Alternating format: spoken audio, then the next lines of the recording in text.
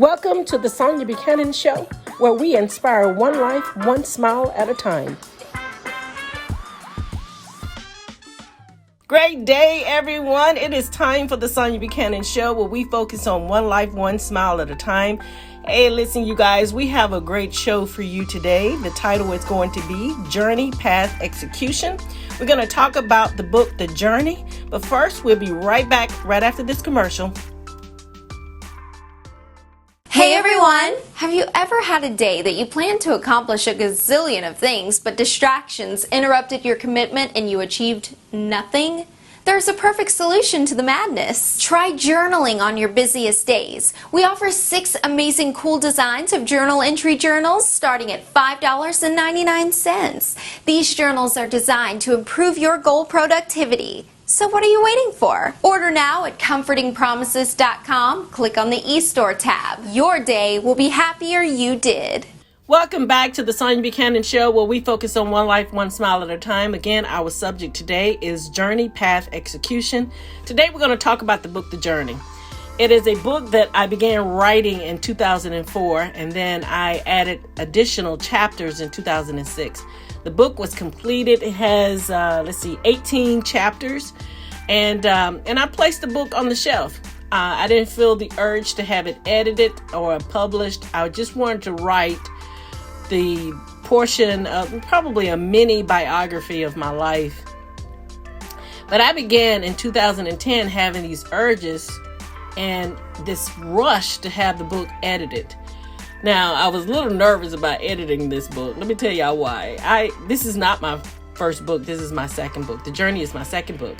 But my first book that I wrote was called Victoria's Victor. And I went through a publishing company and I paid probably over $1,500 to have the book edited. Well, because it was my first experience writing a book, they edited my book. And it was horrible. I don't know who they hired, but they didn't have any knowledge of English sentence structures or anything. They didn't have any corrective in spelling. I mean, it was just horrible. The grammar was horrible. But I paid somebody to do it because what you do when you don't have the expertise in something, you pay somebody to do it. Well, I did, and it was terrible. So I took Victoria's Victor, the book, off the market. And I may probably just redo it and add some more chapters and put it back on the market. But for right now, it is off the market.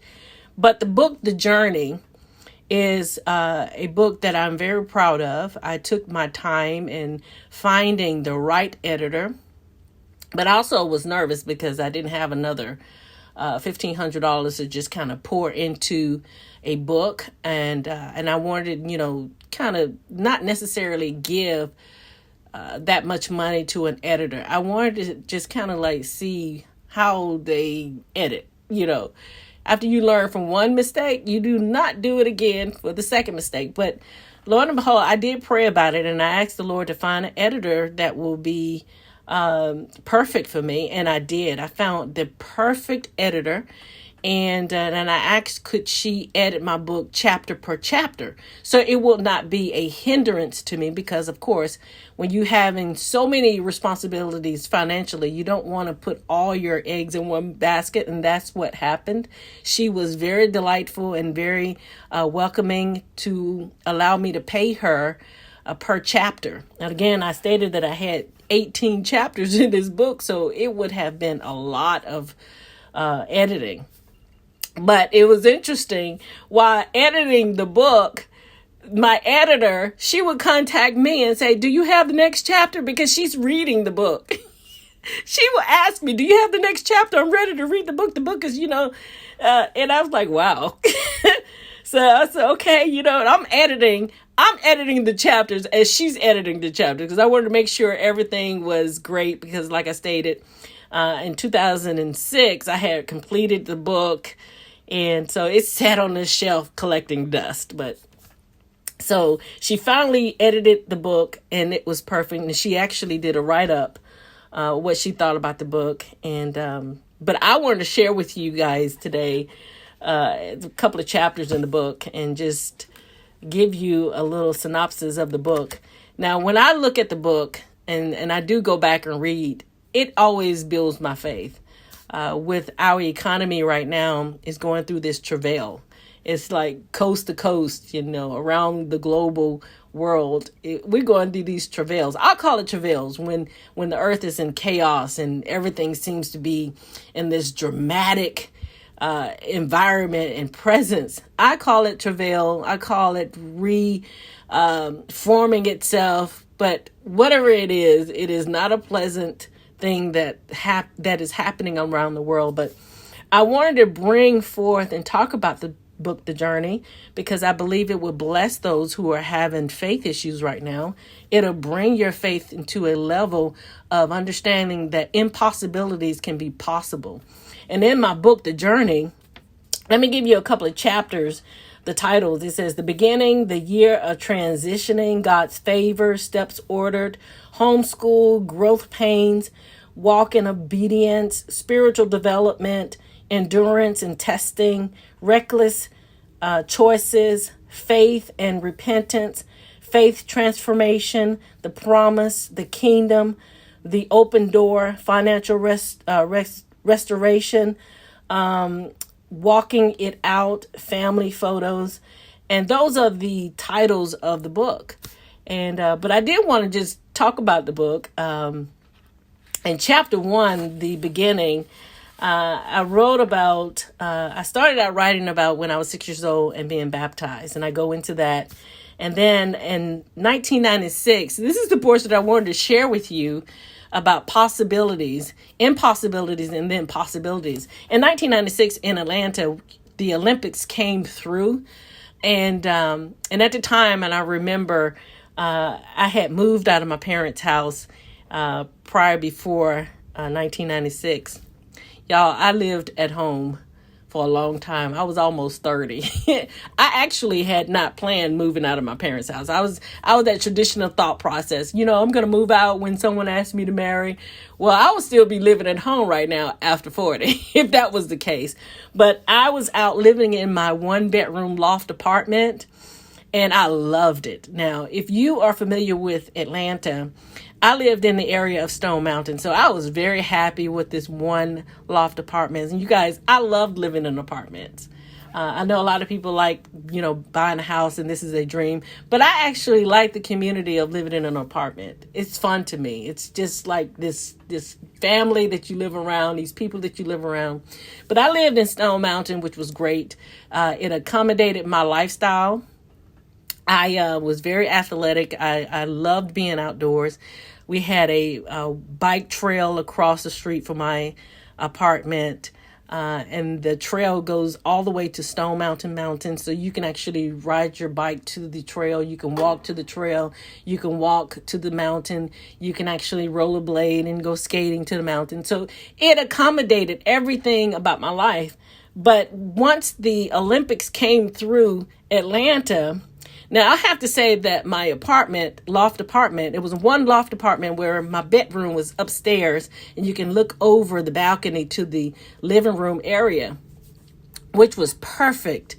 And the apartment, I remember the exact amount I paid. It was $439 a month, which was perfect with my income, and I was able to still be able to travel. It was just perfect. Everything was perfect. And in the loft apartment, I had the front area, and it had this area where I can grow my vegetables. And I know if you listen to my previous podcast, I have gardens all the time. So it was perfect. My lifestyle was just perfect. I was happy. My first apartment, living out with living away from my parents. It was just perfect. And the Olympics came through Atlanta, and the apartment prices went skyrocketed. My apartment that next year in 1996, it went from $439 to it was $629. Now, you guys, that's within my contract that was up. The Olympics had left, and now I'm sitting there looking $439 to $629. That's a lot of money. And I prayed and I asked the Lord, I said, can you help me find another loft apartment? And I was praying and looking to see if I could find. All the apartments went up that high, between $100 and $200. And there was nowhere to be found another loft apartment in the Stone Mountain area. And I was devastated. And then I heard this, you know how you have this inward knowing that you were hearing, move back home with your parents. Now, I was hearing this, move back home with your parents, and I was steadily looking for an apartment because I did not want to move back home with my parents. And I'm writing this in the book. And I remember I kept hearing, move back home with your parents. And I was so upset, y'all. I was completely upset because, you know, when the Lord says something to you and then you answer him, that seals it. That means you heard him and he doesn't have anything else to say because you heard what he just said. And that's what happened. I kept asking. He didn't say anything else because he already told me to move back home with my parents. So in the book, I'm writing about this experience. And so I figured he's not going to say anything. He's already said it. He's already concealed it. And so I did. I started packing up, boxing everything. And I had a friend, and I asked him to help me move.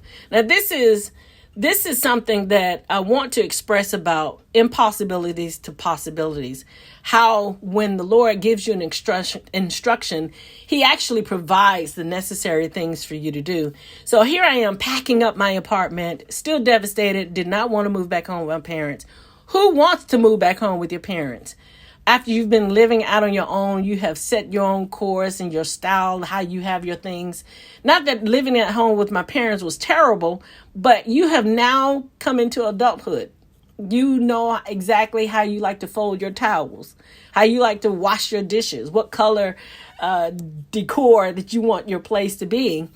And so I'm packing up and I'm asking a friend of mine, and I asked him to come and help me move.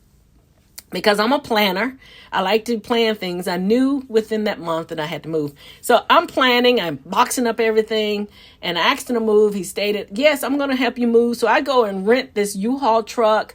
I pull all my large items to the front door so it'll be easy for us to load up my washer and dryer, my bed, my sofa, my table.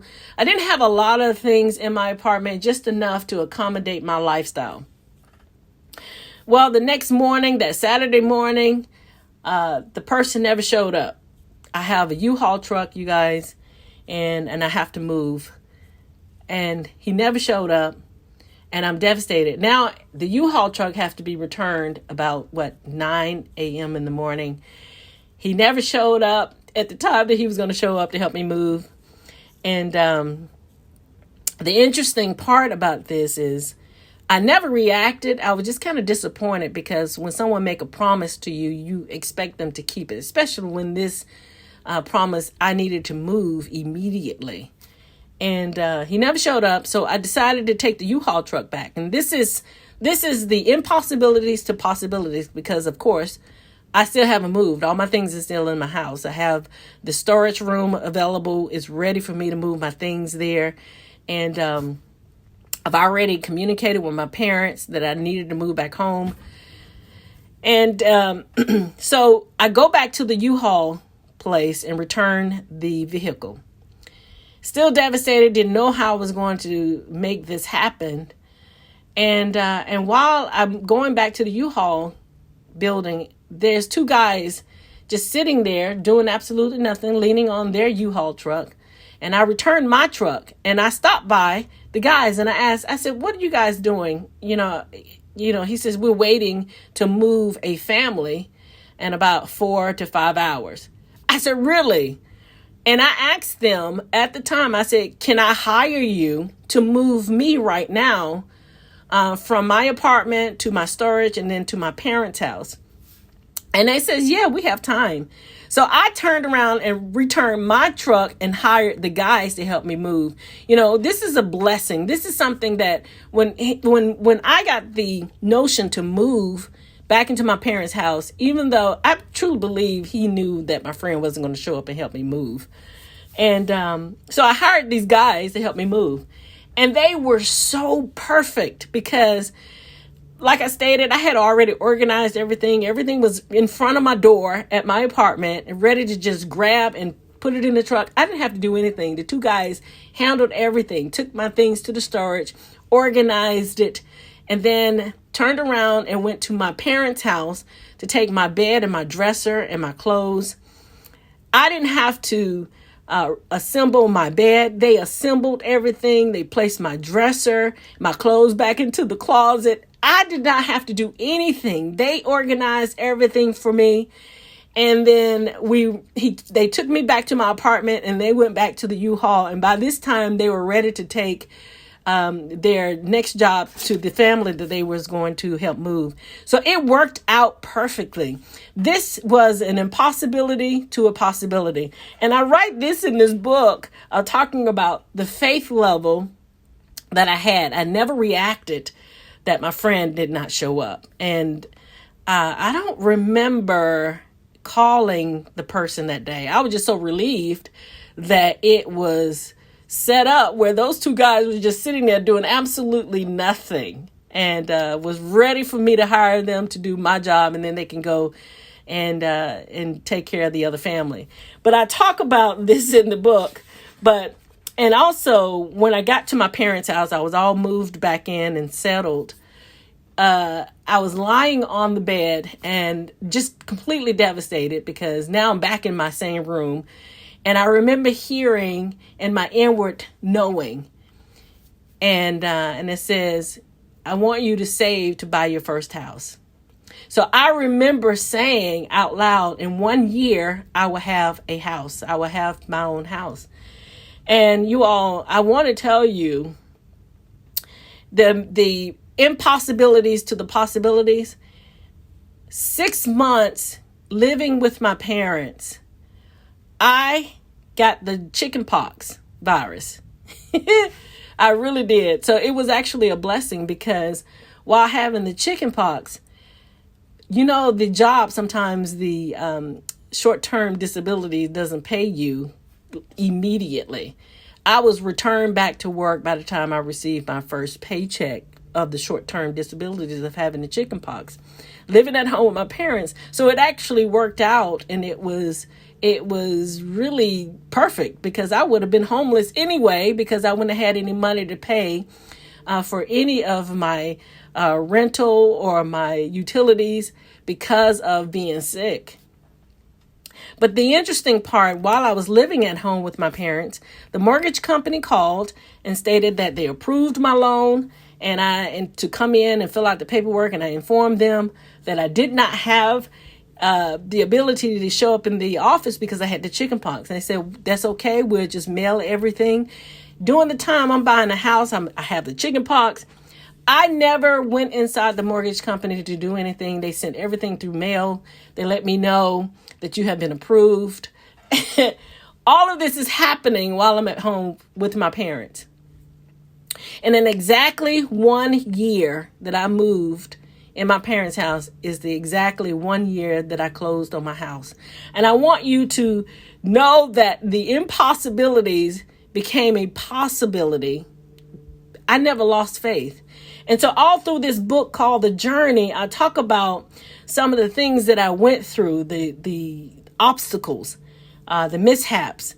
And in each time, the impossibilities became a possibility. I never reacted in a way that was very aggressive, damaging to my credibility or anything like that. And I talk about this in the book. And I just wanted to just briefly go over with you today and state that if you know anyone that's having difficulty and having faith about their future or today or some of the things that they have occurred in their life and they don't see a way out, the book, The Journey, would definitely bless your heart. It would give you that momentum to keep going, because there's some things in this book that I believe that it will bless people. I also express church hurt. I've experienced that. And I'm not sure exactly what chapter the church hurt was, but I wanted to just go over that because I hear a lot of people talk about, I've been hurt by the church, blah, blah, blah, blah. Yeah, I've experienced that too. And when I got to that chapter to write about it, I really had to put the book down for a minute and ask the Holy Spirit, help me to write the book, help me to write that portion that I experienced that with him being involved. And how can I express it where I'm expressing the details of what happened, but also bringing healing in the words that I am printing out in this book to help people who experience that to move on past it and also be healed and learn from it. This is something that I wanted to express in this book and to make it a possibility that people can be healed, people can get over the impossibilities and express possibilities, because life is about possibilities. But I wanted to talk about the book today and also express this is a great book if you're having young people or older people, anybody that is having this woe it's me moment, life is never going to change. The book, The Journey, it's about my trials and errors and struggles. And I truly believe that you will be blessed. So to get a copy of this book, you can go to my website, SoniaBuchanan.com, and click on the link to see the book. And the book, I think it's the chapter, the link that says bookstore, and click on the book that says The Journey and get your copy and be blessed today. Listen, you guys, this is the end of our podcast, and I want you to be blessed. And remember, I know that our earth is going through a travail, but you don't have to go through a travail. You can go through the impossibilities to the possibilities, because faith is alive and it's powerful, it's living, and it's all due to how you see things and how you see your future. But listen, you guys, this is the end of the podcast, and I really appreciate you listening and coming back each week to listen to our podcast and listen. Have a great week, and I see you and listen to you next week. This is your girl, Sonia Buchanan, with the Sonia Buchanan Show, where we focus on one life, one smile at a time. Bye, you guys. Thank you for joining our podcast today. The podcast was produced and edited by Sonia Buchanan. For more information about the host, you can go to SoniaBuchanan.com. For information about Comfort and Promises broadcast community, you can go to ComfortandPromises.com. Thank you for listening to our broadcast, The Sonia Buchanan Show, where we focus on one life, one smile at a time. Until next time, bye you guys.